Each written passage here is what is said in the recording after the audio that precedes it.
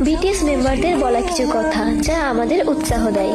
RM বলেছে, আমি চাই আর্মি যখন তুমি কাঁদবে তখন যেন তোমাকে সান্ত্বনা দেওয়ার জন্য আমি আমার কাজটা এগিয়ে দিতে পারি।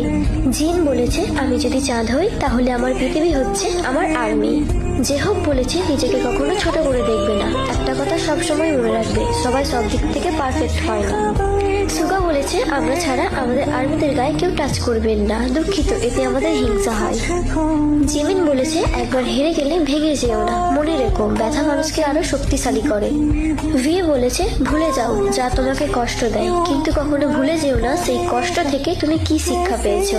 জাংকুক বলেছে, তোমার নামে কি কি বললো তা পরোয়া না করে বিটিএস মেম্বারদের বলা কিছু কথা যা আমাদের উৎসাহ দেয়। আরএম বলেছে, আমি চাই আর্মি যখন তুমি কাঁদবে তখন যেন তোমাকে সান্ত্বনা দেওয়ার জন্য আমি আমার কাজটা এগিয়ে দিতে পারি।